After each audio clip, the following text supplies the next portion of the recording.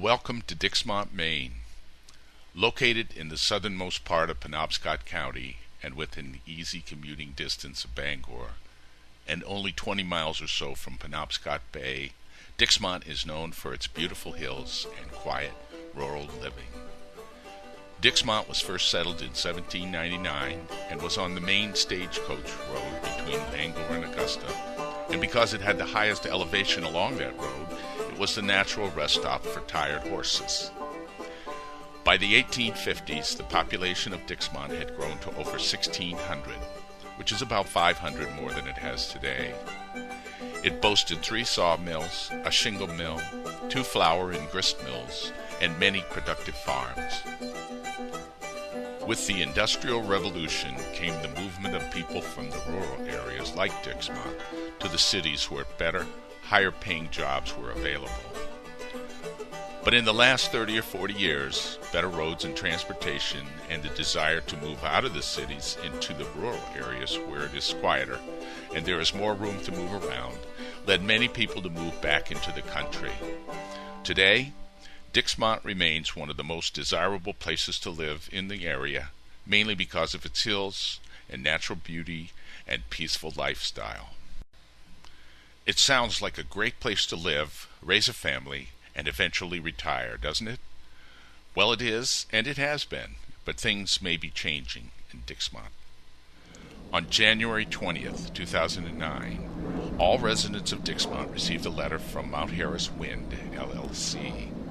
In that letter, Andy Price, Mark Isaacson, and Richard Silkman, the owners of Mount Harris Wind, introduced their company to Dixmont, extolled the virtues of wind power and the economic advantages it would bring to Dixmont, and informed everyone of their plans to build turbines.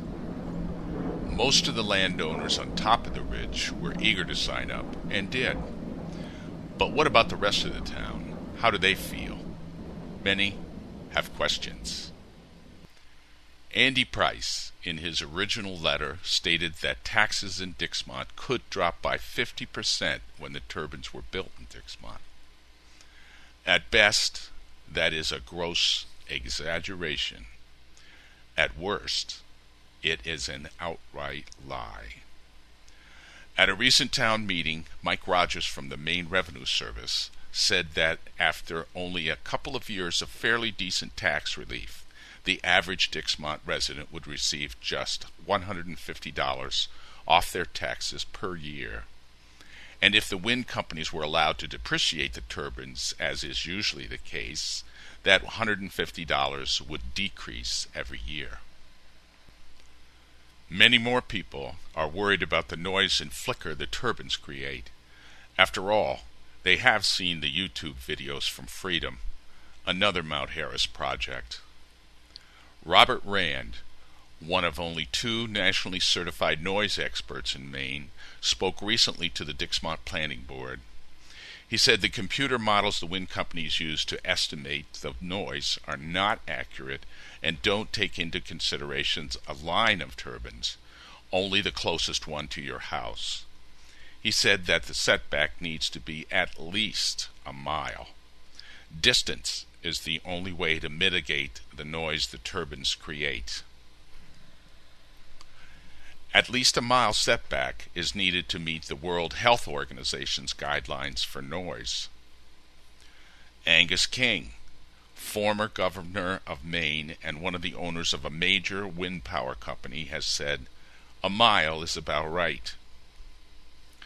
The Maine Medical Association recently acknowledged the potential for serious health problems caused by turbines located too close to houses. Andy Price stood before the Dixmont Planning Board and said that within 400 feet of a turbine, the sound was only 45 dBA and met state guidelines. 2 weeks later, he said about 1,000 to 1,200 feet. I think there are plenty of people in Freedom and Mars Hill who would disagree with that statement. Mick Womersley, always ready to offer an opinion, gave the old, tired refrigerator example. Limit because it's very, very quiet. It's a logarithmic scale. 40 dBA, it's It's quieter than a fridge running in a kitchen. That's a wind company argument, come on. No, it's a very quiet noise. Do you sleep with the refrigerator in your bed? No, I wouldn't actually. That doesn't happen all the time, it doesn't. So Listen, no, let me deal with this. Okay. Hold on, let me deal with this face on. Question and then. No.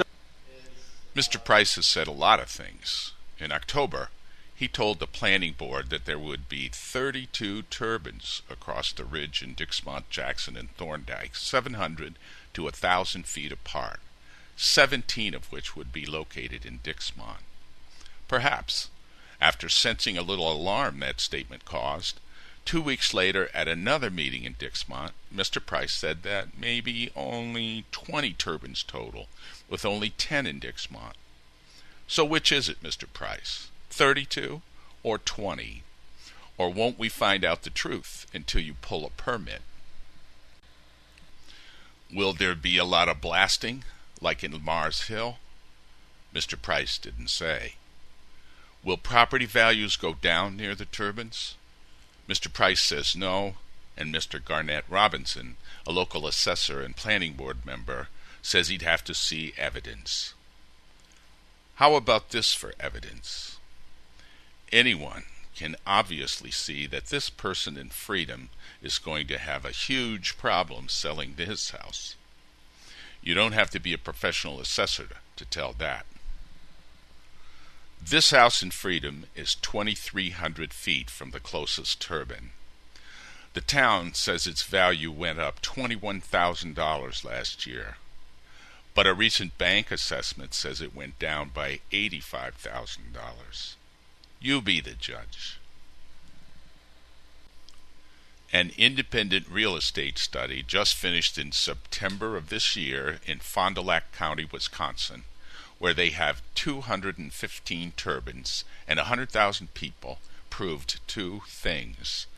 There are significantly less property sales within a mile of turbines, and the property that does sell sells for an average of 30 to 40% less. Will there be lawsuits in Dixmont like there are in Mars Hill?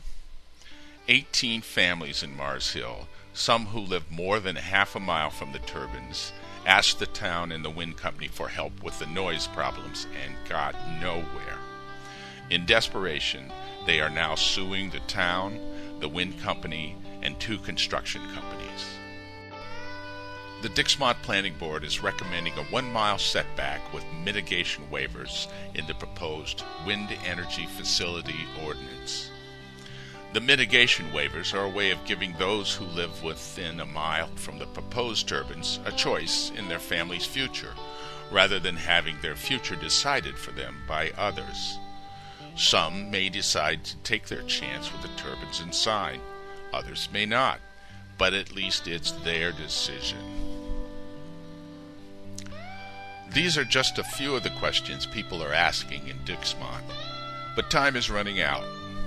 There is soon to be a vote on the Planning Board's proposed ordinance. How will Dixmont vote? What does the future hold for the beautiful hills of Dixmont? No one knows. We'll have to wait and find out.